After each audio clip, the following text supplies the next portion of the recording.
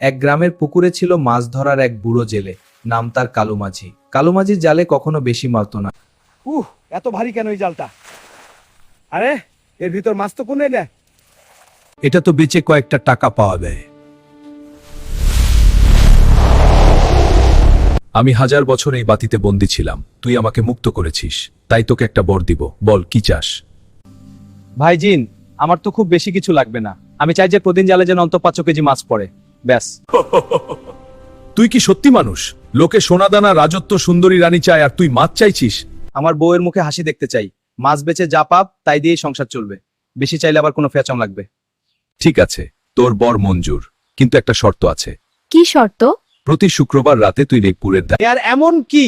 তারপর থেকে কালু মাঝির জালে রোজই মাছ পড়তে লাগলো। গ্রামের লোক অবাক, কালুর বউয়ের মুখে হাসি ফুটলো। কিন্তু এক শুক্রবার রাতে বদর পুকুরে গেছিল। ভাজা মাছ না পেলে আমারও খিদে পায়। কিন্তু এক শুক্রবার রাতে বদর পুকুরে গেছিল। ভাজা মাছ না পেলে আমারও খিদে পায়। কালু মাঝি সেদিন থেকে আর কখনো শুক্রবার কয়নি। প্রতি শুক্রবার সে নিজে হাতে সবচেয়ে বড় রুইটা ভেজে। কালু মাঝি সেদিন থেকে আর কখনো শুক্রবার কয়নি। প্রতি শুক্রবার সে নিজে হাতে সবচেয়ে বড় রুইটা ভেজে